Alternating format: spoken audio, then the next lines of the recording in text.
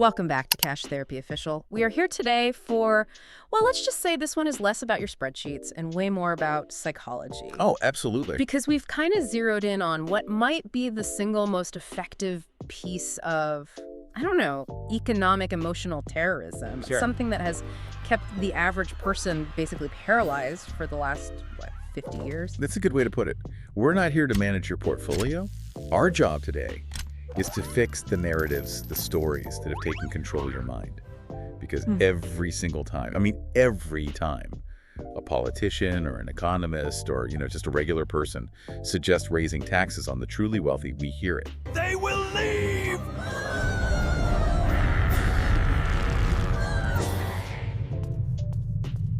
Whisper. That same menacing whisper. The hostage situation. The threat is so simple, so potent, and they deploy it with just surgical precision. If you tax the rich, they will leave. It is the ultimate financial psychological weapon. Give me that sweet, sweet tax cut, or the middle class is finished! Oh no, please! I'm too young to face an audit! It's designed to keep the middle class too scared to even ask for a functioning society. It's actually brilliant in a twisted way. Think about it. They have managed to convince an entire country that our economic prosperity hinges entirely on keeping a tiny handful of people happy. It's like someone's holding the entire national infrastructure hostage and saying, don't you dare push that button or I'm taking my ball and going home. Exactly. So today, we're officially calling the bluff. Our mission is to apply some cold, hard therapy to this threat.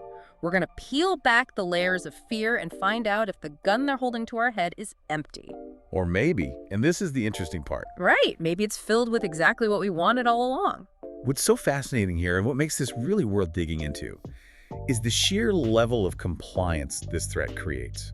It is a psychological masterpiece. It's induced this kind of mass financial Stockholm syndrome. Stockholm syndrome, that's perfect. It is. The public has been conditioned, trained to protect the very captors who are actively extracting wealth from the system. We have to stop protecting our captors. And the therapy, it starts right now. This whole argument, this great escape bluff.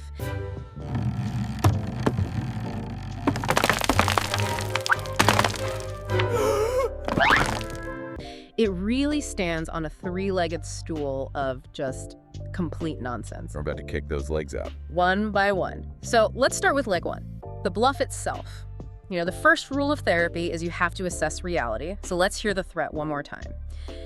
If you raise our taxes, we'll stop paying. And the immediate reaction from all the source material, the counterpunch, has to be, wait a second. Stop paying.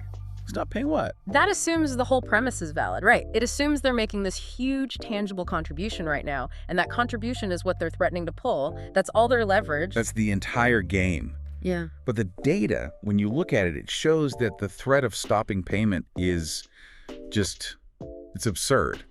Because for the ultra-wealthy, the system we have now isn't just low tax. No. It's very often no tax. Okay, now hold on, because this is where you, the listener, need the detail. We hear this a lot, but how, if the top marginal rate is still, say, 37%, how are people like Jeff Bezos or, others on that level paying zero in federal income tax? Surely they're making massive incomes. They're generating massive wealth, and that's the key distinction. They are using this whole ecosystem of loopholes to define their wealth in ways that just completely sidestep the income tax structure. Oh dear, such effort! Keep pulling! This is ridiculous. So they don't take a salary? Right. They hold asset stock, mostly. Then they take out enormous loans against those assets. And a loan is not taxable income.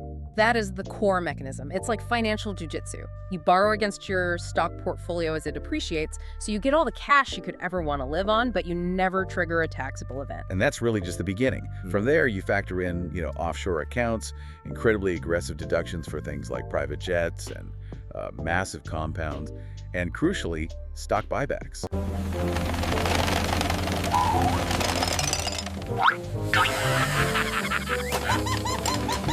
Stock buybacks. Okay, let's just unpack that for a second because it's so important for understanding how this untaxed wealth just keeps growing. Why is that a key tax avoidance strategy? Well, a stock buyback is when a company uses its profits to repurchase its own shares on the open market. This reduces the number of shares available, which drives the value of the remaining shares up. So it benefits the people who still hold the stock, the shareholders. Exactly, the wealthy. And it does this without issuing a dividend. Dividends are taxed like regular income. But appreciation on your stock value, that's only taxed when you sell. And even then, it's at a much lower capital gains rate. Or not at all if you pass it on through an estate. Or not at all. So instead of paying out taxable income to investors, they just make the shares everyone already owns more valuable. Yeah. And that wealth just sits there, appreciating, often untaxed. Sometimes indefinitely. So the threat, when you boil it all down, is this. If you dare raise our taxes from 0 to, I don't know, 5%, we will stop using all the loopholes that already keep us at 0%. It makes no sense. It's a completely empty threat. They are threatening to quit a job they've been successfully skipping for decades. Which is a perfect transition to leg 2. The physical threat. Okay, fine. So maybe they aren't paying, but maybe just their presence, their physical location here has immense value. So they threaten to pack their metaphorical bags and go, we hear the destinations. Oh yeah, I'm moving to Singapore, I'm taking my business to Dubai. And our deep dive into the source material on this gives a really blunt, simple answer. Let them. Okay, let them. But hold on, isn't that a huge risk? Isn't their capital investment what keeps the economy humming? If they physically leave, doesn't all that capital just go with them? And that is the fundamental misunderstanding the entire thread is built on. The diagnosis here is something we can call immovable wealth. They can move their bodies, sure, they can move their private bank accounts, but they cannot take the actual source of their wealth with them. You can't put Wall Street on a plane.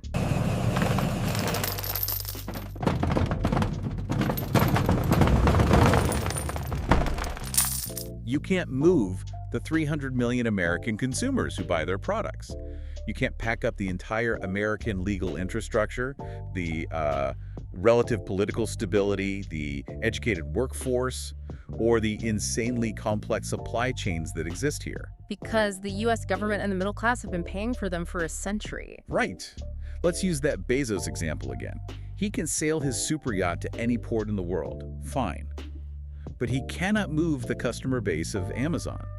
His trillion-dollar valuation is completely intrinsically tied to the American market that he refuses to pay to maintain. So if he leaves, he's actually still dependent on us to keep protecting and funding the very infrastructure that allows his company to make him money while he's gone. And this all leads to the big aha moment that the public usually misses. They don't just get to walk away with their assets intact. It's not that simple. The fire sale scenario. Tell us why this isn't a threat of flight, but it's actually a guarantee of self-destruction for them. Because you can't physically move assets, like a massive portfolio of S&P 500 stocks or huge real estate holdings or, your controlling stake in a publicly traded company. You can only sell them. To get the cash you need to move somewhere else. Correct. So just imagine if a handful of these hyper-wealthy people, we're talking the top 1/10 of 1%, all decide to simultaneously dump their multi-billion-dollar holdings onto the market. What happens? Chaos? The price of those assets collapses. Instantly, you flood the market with sellers, and you find very few buyers who are willing or able to absorb that kind of volume. They would trigger a market crash centered entirely on their own holdings. So they're literally threatening us with a market maneuver that guarantees they will only get, 50, maybe 60 cents on the dollar for their entire life's work. It's financial self-harm. This is just incredible. They're leveraging a gun loaded with blanks, which, if they actually fire it, only injures the person holding it. It really is. Okay, so that just demolishes the financial threat. Which brings us to leg 3. And this is where the sarcasm, I think, really has to reach its peak. We are fighting this desperate global race to the bottom. Lowering taxes year after year. To win a prize that we should be actively trying to repel.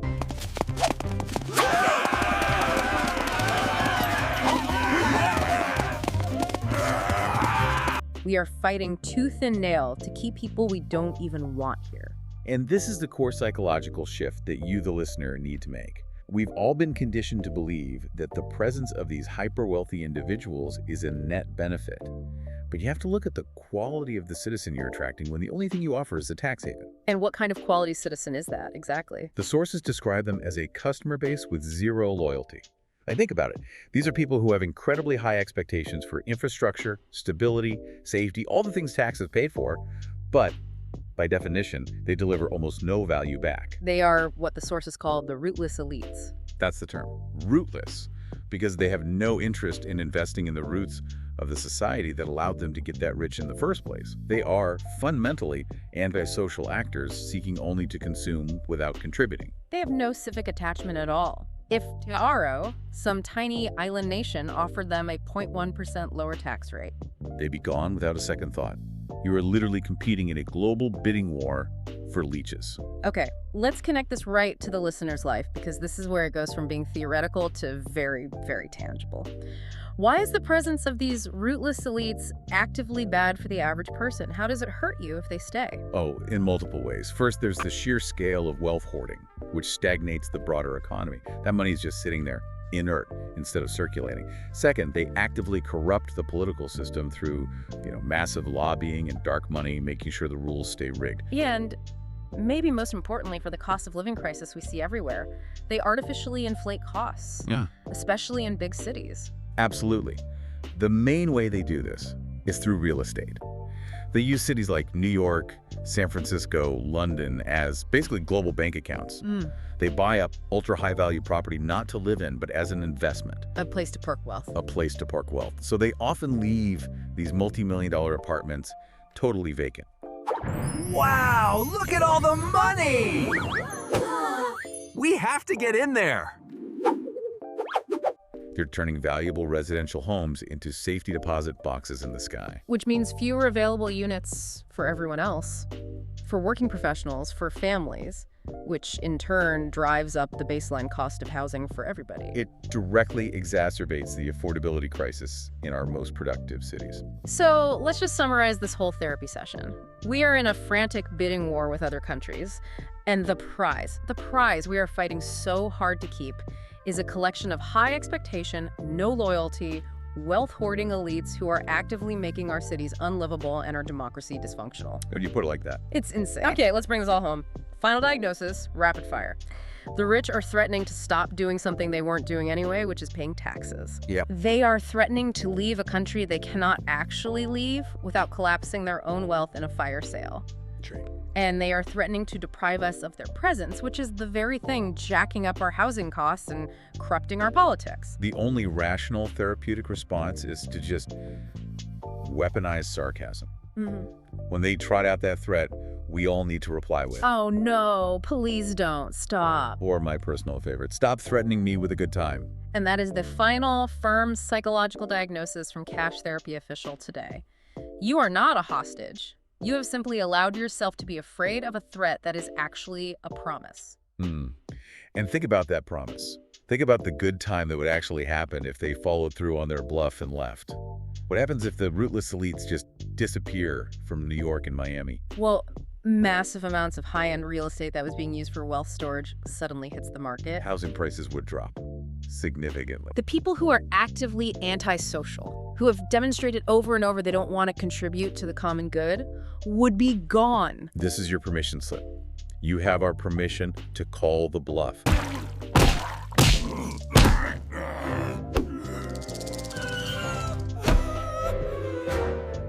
Yeah. Stop bending over backwards for people who are actively undermining the whole system. The time for being afraid is over. The next time you hear that threat, remember the fire sale, remember the empty accounts, and remember to say, Don't let the door hit you on the way out. Here on Cash Therapy Official, we fix minds, not wallets. Because at the end of the day, your mind is the only thing they can actually take hostage. So as you go about your week, just think about it. What other big national anxieties, debates about regulation or public spending? What other fears might be built on the same kind of empty psychological bluff? What else are we so afraid of losing that we don't even really value in the first place? And if you're done being a coward and you're ready to start thinking clearly about money and power, there's only one thing left for you to do. Subscribe now, everyone! That's right, click the button! Subscribe. Subscribe if you're done being a coward.